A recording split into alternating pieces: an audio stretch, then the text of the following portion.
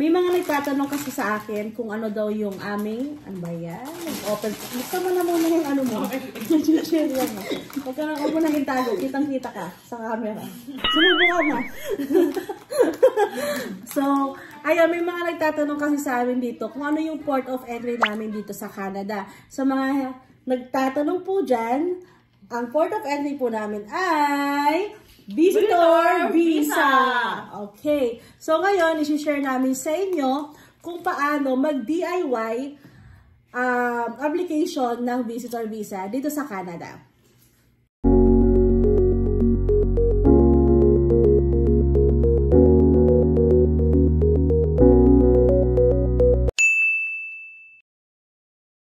Ano ba ang unang-una mong gagawin para mag-apply ng Visitor Visa dito sa Canada? Siyempre, una, gagawa ka ng GT account.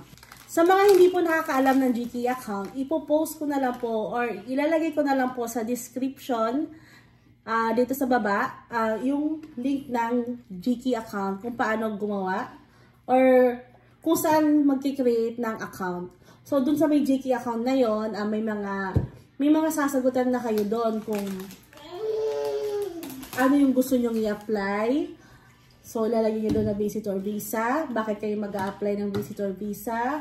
Sinong pupuntahan nyo doon?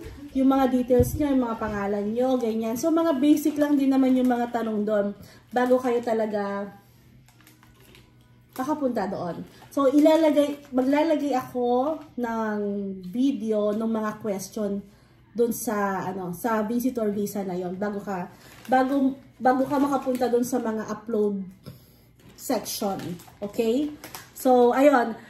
Ano ba yung mga requirements? Doon muna tayo sa requirements. So, para sa mga applicant, ang requirements ay dapat meron kang valid passport. So, maganda yung passport na isasubmit mo sa IRCC, hindi ma-expire agad. Ganon. So, para kunwari nagbigay sila ng 10 years na valid visa na pwede kang mag-visitor visa dito sa Canada, is at least meron ka talagang, andun na yung visa mo, 10 years na yan. Ganon. So, PSA, birth certificate, marriage certificate kung kayo po ay married, NBI and police clearance, invitation letter from the host, kung meron pong mag-i-invite sa inyo or may mag-host po dito sa inyo sa Canada, medical, tsaka medical or travel insurance, photo passport size. Yung photo passport size na to kasi Canada size. Kasi guys, merong may ibang size sa US, iba yung size nila. Yung Canada, iba din yung size nila. Ganun. So, dapat sabihin mo pa papapicture ka. Canada po. Canada size po. Ayun. Tapos, travel history. Kung meron kang travel history. And then, letter of explanation. Family tree, travel itinerary, return flight, and affidavit of support kung meron ding magsusupport sa pagta-travel mo dito sa Canada. Kunwari may magi-sponsor. Kunwari yung company mo, sponsor ka nilang pumunta dito sa Canada. So, dapat meron kang affidavit of support na galing dun sa company mo.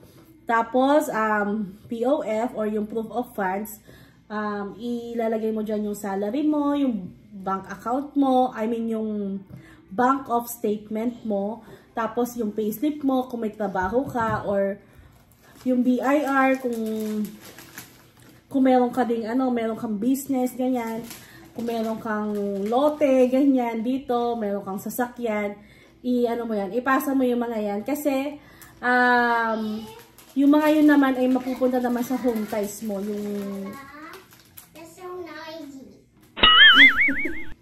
so noisy daw. Wait lang, baby. I'm explaining here. Okay? So, ayun. Tapos, ano pa ba yung mga kailangan natin? Sa host naman, ano ba ang kailangan ng host? Kunwari kung may mag-invite lang sa inyo, guys, ha? Kung wala, dapat sa applicant, meron kang yung proof din ng pag-i-stayhan mo. Diba? Kunwari yung hotel mo, mag-book ka na ng hotel. Pwede ka naman mag-book ng hotel na ganon, or proof na makakapag-book ka ng hotel, like that, ganon. So, pwede rin naman, bumili ka na ng ticket, yung iba ganun, bumibili ng ticket na. Wala pang dito, visa. Pero hindi po yung advisable, guys. Hindi pa advisable na bumili ng ticket. Okay? Host. Yung host naman, yung kung may mag-invite sa inyo dito, katulad namin, may nag-invite sa amin dito na pumunta dito sa Canada, which is yung ate ko. Ayan, thank you sa ate ko nga pala. Shout out sa ate Joy ko and kay Jake sa kanyang common law partner. In-invite nila kami dito sa Canada and pinapatira kami nila ngayon dito sa kanilang bahay at pinapakain. So, ayun, ano ba yung mga proof? Ano ba yung mga requirements nila para ma-host nila kayo? So, ang pinasa ni Ate Joy at ni Jake ay yung kanilang proof of funds. Right? So, yung bank statement ni Ate, bank statement ni Jake, yung kanyang common law, and notice of assessment. Okay, wait lang guys. May nanghihingi ng pancake dito. Patalastas. Okay. Cut natin to. So, yung NOAA nga ate, ano nga yung NOAA? Umiiyak yung baby. Notice of assessment. Oo. So, paano makukuha yung notice of assessment? Ha? Paano? Paano kinuha? Nasa isang video natin yon. Okay? Nandun sa super sa video yon. Okay, para... Tapos, yung SOA, ano ba yan? Statement of account. Ayun nga yung parang bank account ito. Tapos, yung T4. Nagpasa ka rin ng T4, no? Yes. Yes. Tapos, letter of invitation. Ayan. And then, yung AOS. Affidavit of support. And, resident card. Pasa rin sila. Proof of residence. Tsaka yung affidavit of common law. Kasi sila ay common law. Yung Jake. Ayun. Yun guys, i-upload, may pa pala ako nakalimutan, sorry guys, no, sa applicant. Kami, para sure lang, nagpasa din kami ng medical insurance namin. Ayun nga pala, nasabi ko pala ng medical insurance na valid siya for 1 year. Magkano yung binayad namin ate? 1,000?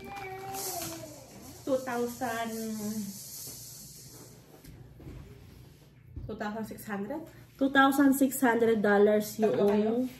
2,600. Kaming tatlo naman na family yon. Pero pag isa lang, alam mo ba?